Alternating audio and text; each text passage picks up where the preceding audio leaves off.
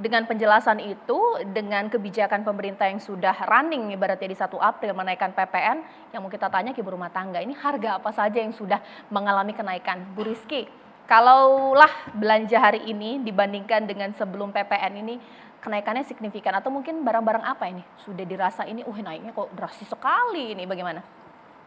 Baik Mbak ya, saya sebagai ibu rumah tangga, saat ini selain minyak ya, minyak yang kemarin sudah naik itu, gas ya, gas, kemudian sekarang telur sudah mulai merangkak. Dari harganya 24 sampai 25.000 per kilonya, sekarang jadi 27 sampai 28.000 per kilonya. Kemudian jika saya mau beli daging, itu sudah mulai juga Pak naik gitu ya. Dari harganya dulu sebelum ada PPN ini sekitar 130, 140, sekarang 160 sampai 170. Memang di beberapa tempat ini beda-beda ya harganya beragam gitu. Itu sih mungkin ya. Kalau begitu belanja yang sudah dianggarkan biasanya kan kalau tiap bulan tuh ibu rumah tangga sudah dibajetin misalnya Iya betul. untuk beli barang-barang 1 juta misalnya sebulan. Itu berarti sudah tidak cukup lagi, harus mengeluarkan uang lebih begitu? Iya betul Mbak. Sekarang uang 1 juta itu tidak cukup ya. Lebih itu. Dulu 100.000 ya, saya bisa beli bawang, bisa beli lauk, bisa beli sayur. Sekarang aduh nggak cukup itu, untuk bawang aja 50.000 sudah habis. Kalau begitu belanjanya dinaikin atau minta sama suami lebih banyak dong ngelihat harga-harga ini naik, atau ya sudah saya belanjanya secukupnya saja atau mungkin jangan-jangan kurang nih? Sebetulnya kalau dilihat dari sekarang ya, perekonomian sekarang, semuanya serba kurang Mbak. Dengan misalkan gaji suami katakanlah 1 juta.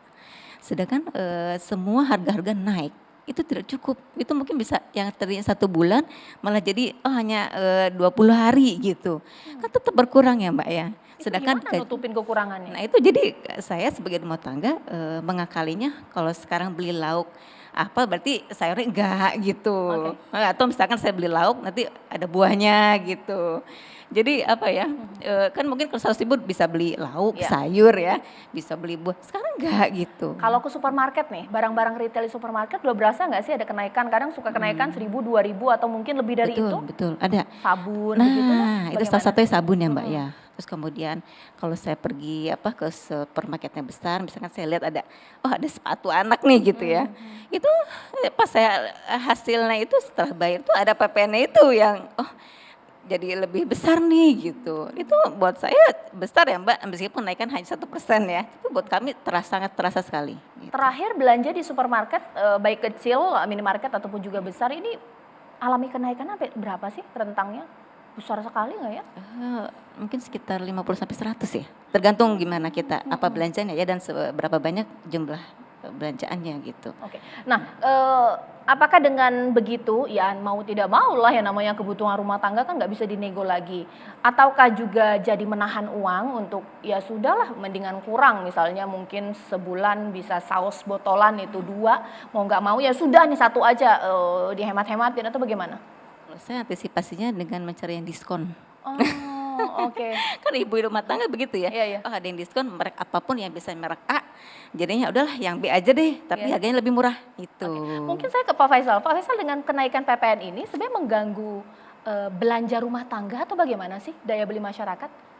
Ya, Dengan harapan harusnya kan daya beli tetap dengan PPN yang memang harus mereka bayarkan atau bagaimana? otomatis lah ya. 10 naik dari 10 ke 11% kan artinya kalau dipersenkan lagi 10% itu. Iya kan? Dari 10 ke 11 itu kan 10% kenaikannya. Ya persen ke persen ya. Jadi sementara kan UMP naiknya cuma 2%.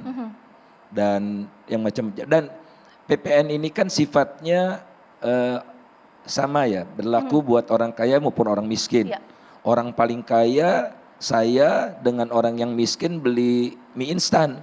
Ya PPN-nya sama 11 gitu. Sementara agak terusik rasa keadilan, sementara PPh badannya diturunkan dari 25 ke 22. Syukur undang-undang pajak yang baru tidak melanjutkan amanat sebelumnya yang harus turun 20%. Itu dihentikan, jadi tetap 22.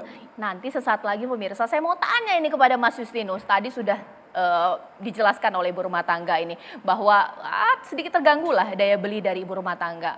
Prinsip keadilan juga disinggung. Sesaat lagi di Indonesia Business Forum.